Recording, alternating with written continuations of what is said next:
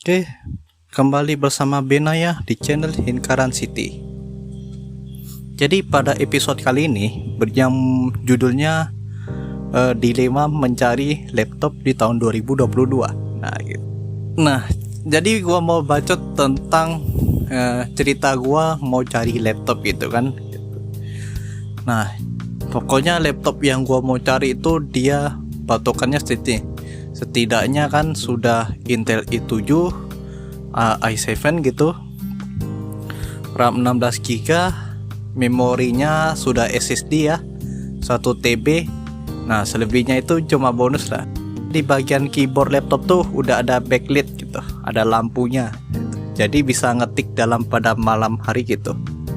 Nah, lalu kemudian tiba-tiba gua ketemu satu laptop yang benar-benar sesuai. Pokoknya sesuai dengan yang gua cari gitu.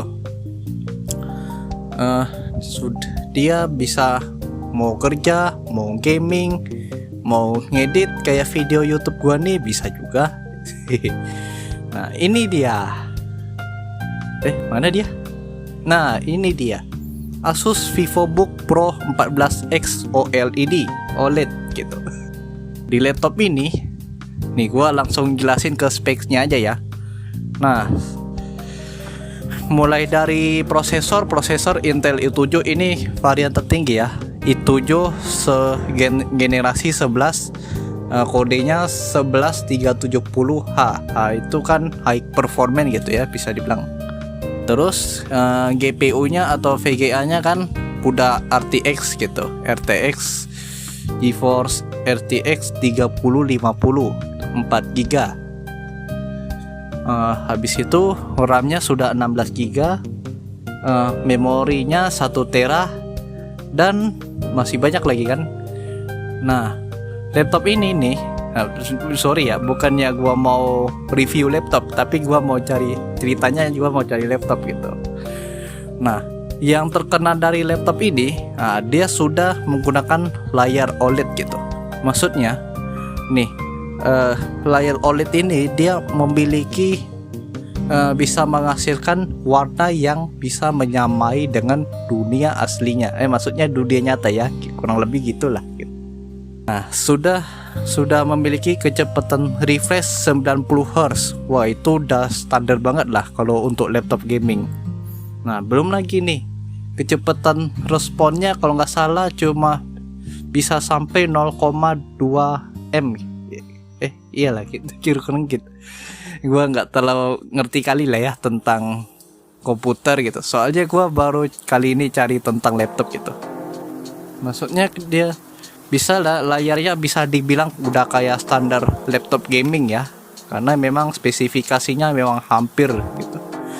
Terus di RAM-nya kan, RAM-nya paling tinggi di sini cuma 16GB, tapi sayangnya sudah disolder, tapi nggak bisa di-upgrade kayak selayaknya kayak laptop gaming ya. Nah, baru kita lanjut lagi ke bagian memori. Memori paling tinggi 1 TB, 1 TB, tapi 1 TB tuh mungkin nggak tahu lah ya, tak bisa di-upgrade lagi entah nggak ya. Dari desainnya kan, oke, desainnya mirip seperti laptop kantor gitu. Ibaratnya dia laptop gaming tapi menyamar sebagai laptop kantoran gitu. Iyalah, karena bentuknya ringan gitu, tidak sampai 1,5 kilo pokoknya kalau dihitung ya. Nah, terus sudah Wi-Fi 6, pokoknya banyak lagi lah fitur lainnya. Pokoknya kalian bisa lihat spesifikasi yang gua cantumin di sini gitu. Nah, kita mulai bahas dari chipnya dulu ya. Nah, chipnya kan i7 11370H. Nah, gua cari kan laptop ini kan, semua orang yang pernah review laptop ini pokoknya, mau YouTuber luar negeri, mau YouTuber di Indonesia gitu. Pokoknya gua selidiki lah gitu, sampai benar-benar dapat pencerahan gitu. Nah, ini kan menggunakan prosesor i7 1130H. Itu yang paling varian tertinggi di laptop VivoBook ini ya. Nah, Ultrabook lah bisa dibilang gitu.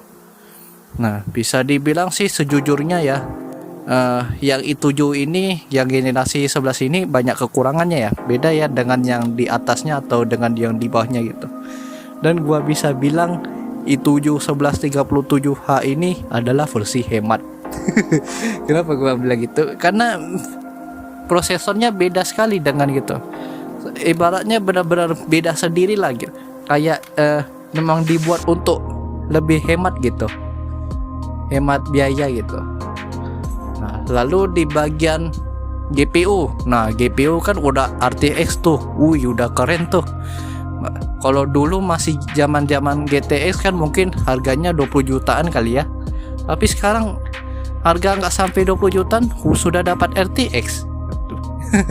Gimana ceritanya? Ya mungkin itulah karena muncul berita tentang itu, tentang mining Bitcoin atau crypto mining lah gitu. Sudah mulai sedikit memudar ya kan, jadi harga VGA mulai turun gitu. Tapi kan ini kan yang versi laptop ya gitu, versi mobile. Terus di RTX ini, gue lihat ada label tuh, tiba-tiba ada label studio ready, ya studio driver lah gitu kan. Beda dengan laptop gaming yang biasa gue lihat kayak itu, yang tahun-tahun inilah kayak Lenovo Legion, ada IdeaPad Gaming, entah IdeaPad dari mana, dari Asus ya, entah Acer, lupa gue ya. Pokoknya IdeaPad Gaming. Terus ROG yang Strix ya. Ada yang TUF, ada yang HP Victus, itu banyak pokoknya. Dari semua laptop yang gua sebutkan tadi itu sama-sama memiliki GPU RTX tapi dengan driver yang berbeda gitu. Nah, gua carilah di YouTube apa bedanya yang studio driver dengan yang game driver. Nah, gua lihat di salah satu video YouTube-nya kan. Pokoknya gua cantumin lah gitu. YouTube-nya nih. Nah, ternyata cuma beda dikit. Justru yang studio driver malah lebih mendapatkan banyak FPS ketimbang yang game ready. Nah, itu dia malah lebih bagus studio gitu menurut gua sih. Ternyata tapi menurut gua bisa dibilang ya akhirnya ya memang beda tipis sih yang RTX yang studio driver dengan yang game driver, game ready gitu, game ready driver. Nah, jadi gak masalah ya.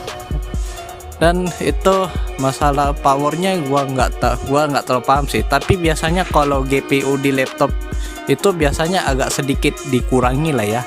Soalnya kan namanya di laptop gitu. Apalagi laptop tipis. Nah, jadi gua ya nggak masalah sih gitu.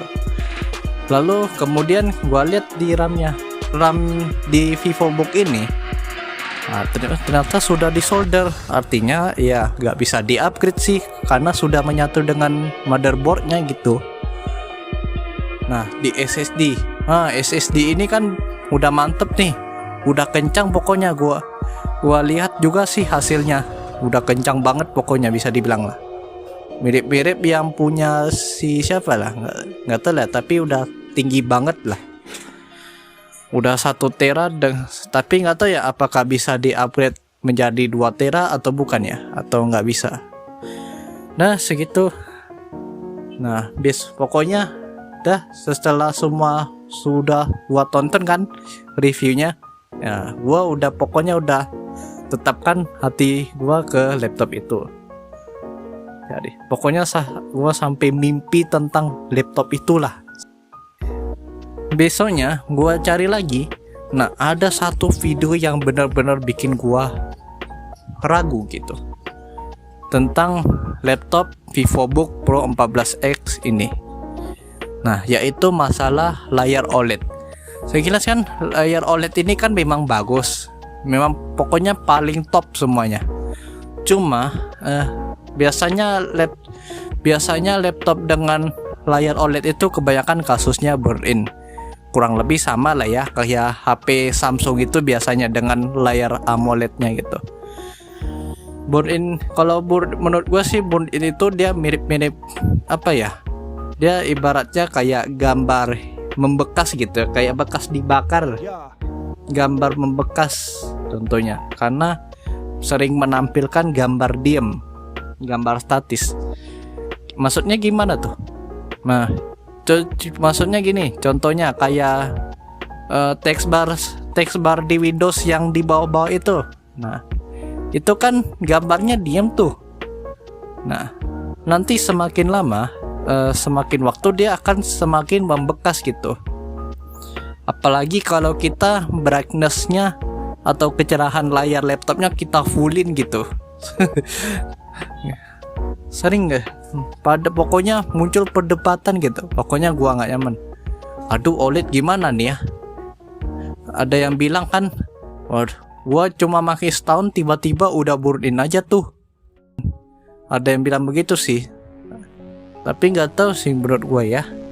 Ya jadinya gua bingung lah kan tentang masalah layar. Makanya gua searching juga lah gimana caranya biar nggak burn-in. Nah, ternyata kita hanya perlu pasang screen saver yang bergerak gitu, atau yang kayak gimana ya, kayak gambar semut di TV gitu, cara untuk memperbaiki atau mencegah burn-in. Nah, tapi ya akhirnya gua ganti pilihan gitu. Nah, ketemulah si HP Victus. Nah, si HP Victus ini fiturnya bisa dibilang murah lah, cuma gimana ya, nggak mirip gitu. Yang Victus ini katanya sering cepet rusak. Ya terus gue ganti lagi kan ke yang IdeaPad. Nah, IdeaPad gaming maksud gue ya. Nah, dari IdeaPad ini yang gue gak suka itu cuma satu, desainnya itu. Desain laptopnya itu jujur itu mirip kayak sorry ya, kayak tempurung kepiting. Lalu gue lihat lagi yang TUF, ada satu yang benar-benar bikin nyaman lah, TUF gaming. Nah, kalau nggak salah namanya TUF Des F15 gitu. Nah, ini kan udah 1 TB tuh, udah 1 TB dari bawaannya semuanya ngangkat, udah i7 generasi 12 lagi. Justru i7 yang generasi 12 ini memang paling bagus untuk main game gitu, bisa dibilang. Tapi ya nggak harus main game juga kan, semua yang penting lancar lah untuk buka apa saja, untuk aktivitas apapun lah gitu. Cuma Asus TUF ini kelemahannya dia di layar gitu. Meskipun dia layar IPS, layarnya IPS kayak laptop lain, cuma IPS-nya kayak kurang gitu ya. Nah, selanjutnya kan gua cari lagi laptop. Pokoknya cari terus sampai dapat yang cocok kan. Ya, ini yang cocok nih, pilihannya satu nih, VivoBook. Nah, ketemulah satu yang mirip. Kalau nggak salah namanya Acer Swift X yang 14 SFX 14 ya kalau nggak salah namanya. Fiturnya kurang lebih mirip dengan yang kurang lebih 11-12 lah dengan si VivoBook ini. Cuma kekurangannya cuma satu, dia tidak mendukung OLED gitu aja. Cuma kecepatan refreshnya 60 Hz gitu. Kalau yang VivoBook ini kan 90 Hz tuh minimal udah masuk sih. Cuma ada satu lagi yang kurang nyaman.